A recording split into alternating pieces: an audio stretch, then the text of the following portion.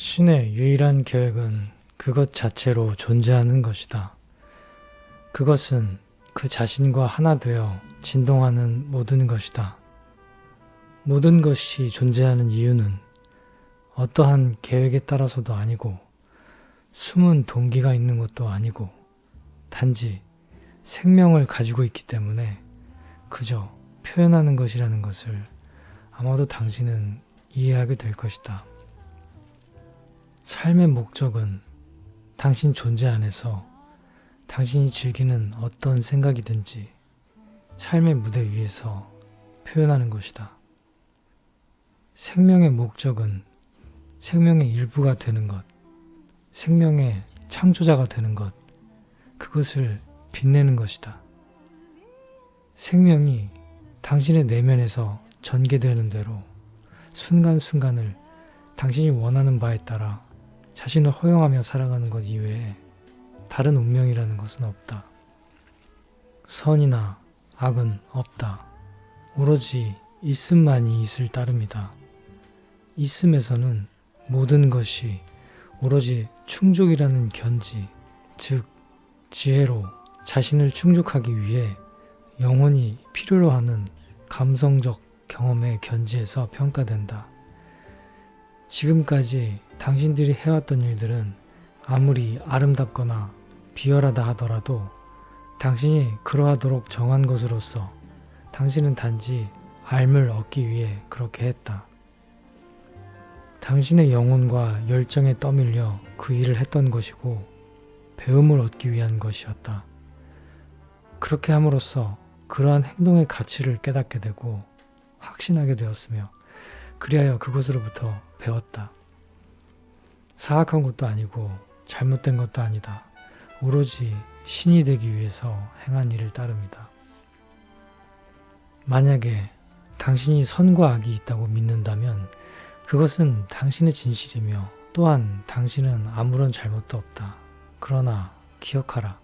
그것은 내 진실도 아니고 다른 누구의 진실도 아닌 바로 당신만의 진실이다.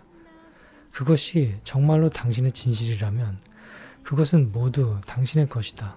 왜냐하면 그것은 당신의 소신으로 만들어지기 때문이다.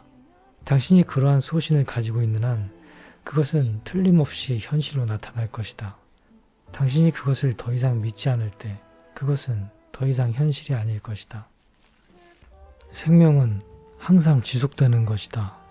끊임없이 계속될 것이다. 순간에서 순간으로 매 순간 각자가 생명의 무대에서 표현함에 따라 자신을 행복으로 충만하게 해줄 무한한 기회를 가지게 된다. 자신의 순간순간을 무엇으로 채우는가 하는 것은 그의 자유의지와 욕구 그리고 그가 자신에게 옳다고 여기는 것에 따른다. 어떤 사람이 한순간에 다른 사람들을 학살하는 것을 선택할 수 있다.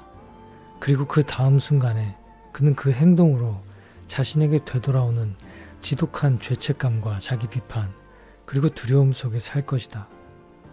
그리하여 그에게는 다가오는 시간이 편안한 것이 못 된다. 그가 그 자신을 용서할 때까지. 살해자는 이미 그 자신에 대한 판결을 해버렸다. 왜냐하면 그가 그 행동에 대하여 어떠한 태도를 가지든지 그것에 속박당할 것이고 그때 이후부터 영겁의 순간까지 자신만의 생각과 감성의 왕국에서 그 일을 처리해야만 할 것이기 때문이다.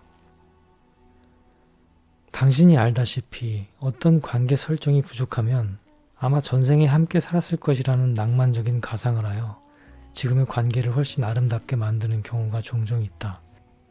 그러나 업보라고 말하는 것은 매우 간단한 단어, 필요에 대한 종교적 설명일 따름이다. 당신은 생애마다 많은 이들과 함께 있을 필요가 있고 그것을 즐기며 또 그러한 것을 원할 것이다. 그러나 삶을 이어나가면서 똑같은 친구들만 있다면 그 삶은 매우 단조롭고 지루하고 답답할 것이다. 지금 그들과 가까이 지낸다면 그 사실과 연관지어 알 수 있는 유일한 것은 당신들은 다시 한 번 더 함께 있다는 것이다. 오로지 다시 헤어져야 할 필요가 있다는 것을 실감하기 위해서. 당신이 알아야 하고 모두 다 함께 이해해야 하는 것은 이것이다. 업보라는 것은 신의 법이 아니다. 그것을 믿는 자들의 법이다. 불행하게도 이와 같은 신조를 믿는 이들이 많다. 그들은 딱하게도 완성이라는 허황된 깨침을 얻기 위해 애쓰고 있다.